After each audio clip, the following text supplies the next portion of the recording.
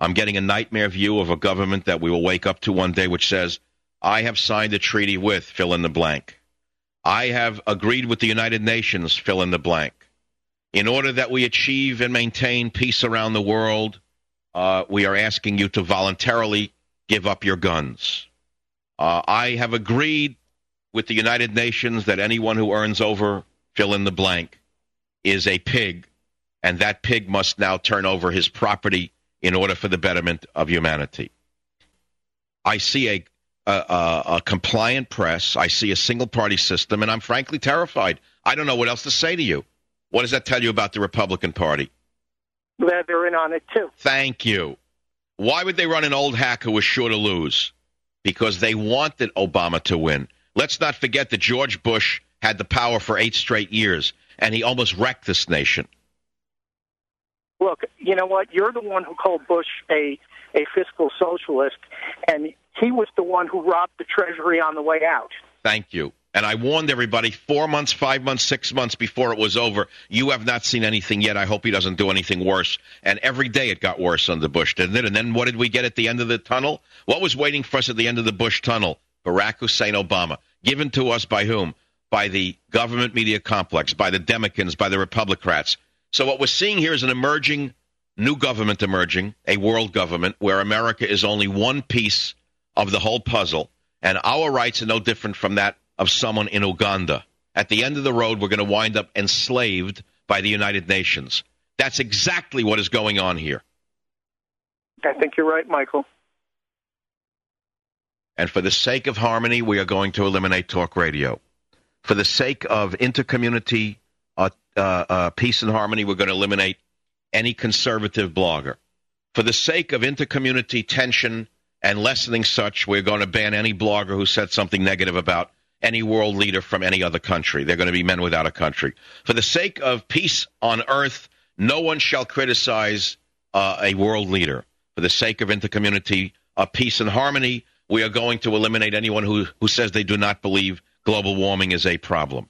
And we will probably have to put them into re-education camps for the sake of the elephants and the seals.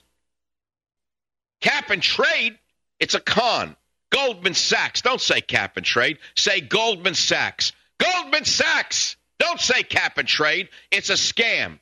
You schmucks. You don't even know who's running your country. You have no idea. Now, if these gonoffs from NYU and Columbia Law who became investment bankers had America's interest at heart, I wouldn't care that they were running the country.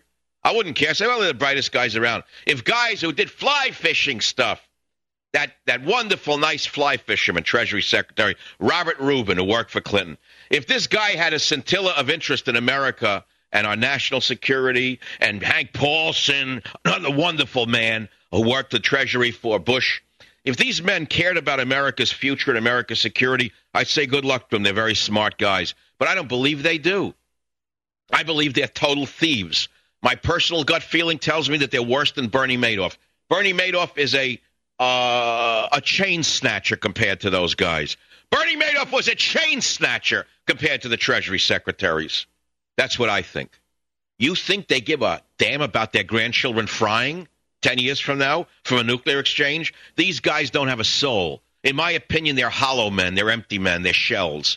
They live only for the adding machine. They wouldn't know what America was if they tripped over it.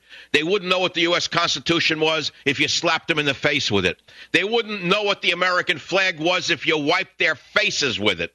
That's what I think about them. And who agrees with me? You do. But where's the party that represents us? Where is the voice in Congress that represents you? Oh, I'm sorry. It's Al Frankenstein. He just is the newest senator. He represents the American people.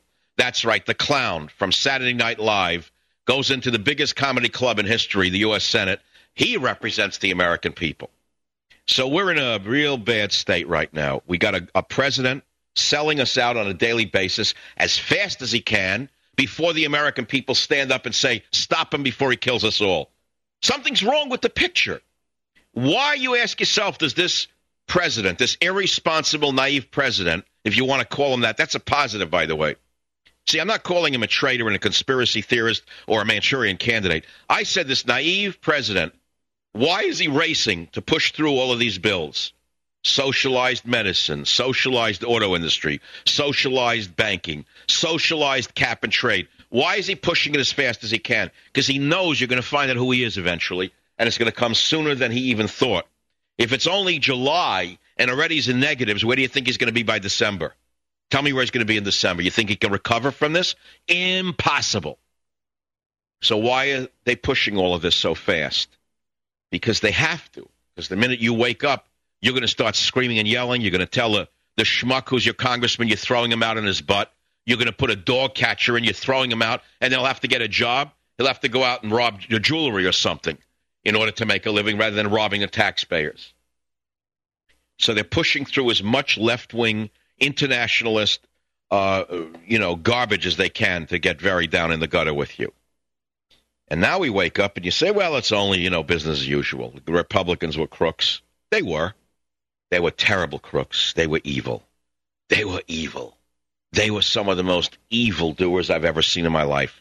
They even went to war and kept the war going, crippling and killing men, American men, crippling and killing American men only to make profit off the war machine. They were war profiteers of the worst kind.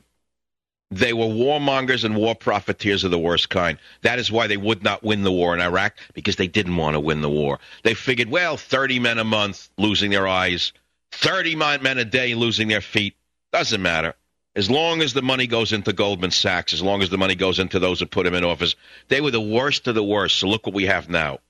You thought it couldn't get any worse than Bush? Wake up, my friends. It just got worse than Bush.